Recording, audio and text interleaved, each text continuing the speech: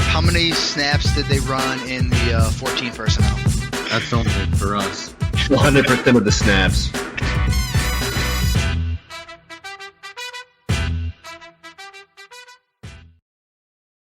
What's going on, everybody? Welcome into 14P Fantasy. I am your host, Justin Wright. Today, we are talking some tips on how to get better at making trades in Dynasty football. You know, obviously, we all want to win every trade and, you know, we want to do the best and beat everybody else and all that good crap.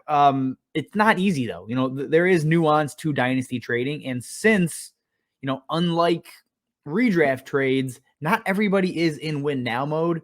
So it is a lot easier to get trades done, you know, as long as you're, again, trying to help everybody out and making the right moves, saying the right thing. So let's talk about this. We got 4 tips here on how to, you know, get better at trading in Dynasty.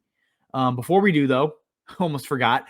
Remember to subscribe to the YouTube channel here. Obviously, like the video, hit the bell so you get notifications whenever we drop a redraft, Dynasty, live stream, all that kind of stuff. You won't miss anything.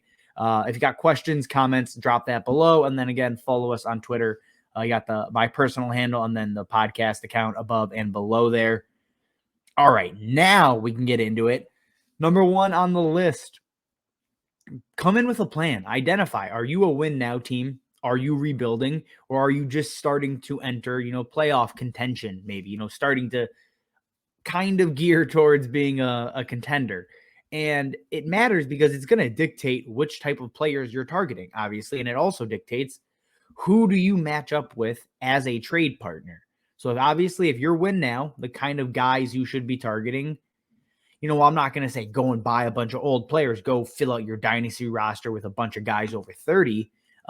It does dictate, it makes those guys that are in their primes a little bit more valuable to you, you know, Adam, or even guys past their prime, like Adam Thielen. He's a guy, if I am in win now mode, he's a trade target for me because he has immediate value, you know, especially next season. Obviously this year, don't trade for him. I think that speaks for itself, but it shifts the type of players you're targeting. You know, maybe you're looking at older running backs, guys like Derrick Henry going into next season. Again, he's older, he's going to be cheaper coming off of an injury, but if you're win now, it doesn't matter what his long-term potential is. You care about, you know, 2022 at this point.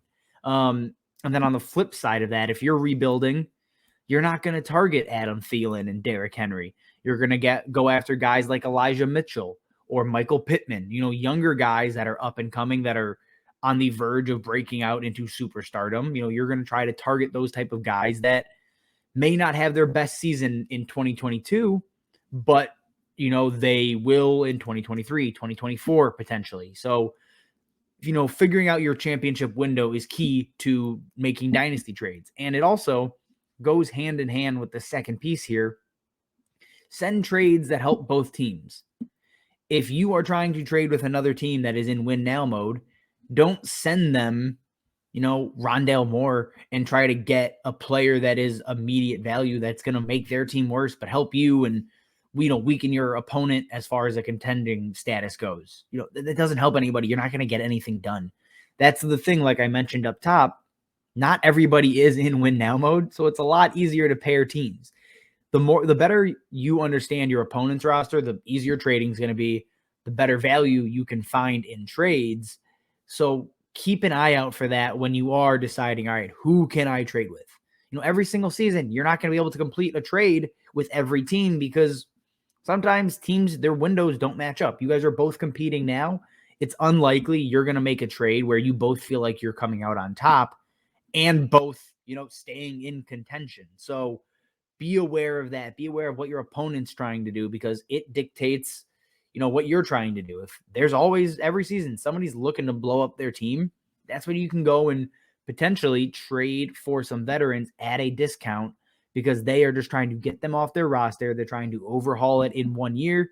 And, you know, 9 times out of 10, it doesn't work out too well. So go snatch up value if you're going into win now mode. And on the flip side, if there's a team going all in and you're trying to rebuild, send them veterans that you know will help them. And then, you know, scoop up some draft picks. They may be later because they're contending, but there's still value there.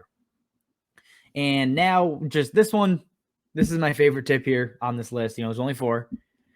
Do not send trade calculator pictures. don't do it. It's the dumbest thing you can do in fantasy. If there is a manager out there that sees, oh my gosh, wow, I'm winning this trade. What a good league mate to send me this trade that I'm clearly winning because the trade calculator says so, and they buy that, they're an idiot. But it just doesn't make any sense. Why would you be, going through with the trade that you think you're losing? It doesn't matter what the trade calculator says. If you're accepting a trade, you think you are winning that trade or you are getting something of value. Trade calculator pictures are pointless. They're a good thing to use to start off. If you're not sure how to value a player, it can be a good building block, but don't send them to the person you're trading with. Unless there is that one guy in your league, like I said, that they see a trade calculator picture and they think they're winning, they're going to accept the trade. Maybe there's one or two of those guys or girls in every league, right? That's fine. Use it with them. But on the average person, do not send them the damn trade calculator picture. It's just such a bad idea. Don't do it. And you know what? That's all I've got to say on it. And then to close this out, this is just a tip or a trick that I love to use in general, whether I'm trying to win or lose. If I'm rebuilding, that's the only time I try to lose. But if I'm winning or losing, I'm always going to ask for additional picks back in every trade. Ideally, 9 times out of 10, you're going to be able to get a third round pick back. If you negotiate a trade for 2-3 days and at the very end you say, give me a third round pick and I'll do it right now. Most times that's not going to break the bank, and it gives you extra draft capital. And then in the future gives you the ability to throw in a third or two to get a deal over the top. If you're feeling greedy, go for the second round picks if they're willing to give them up. Second round picks are where you can build a dynasty.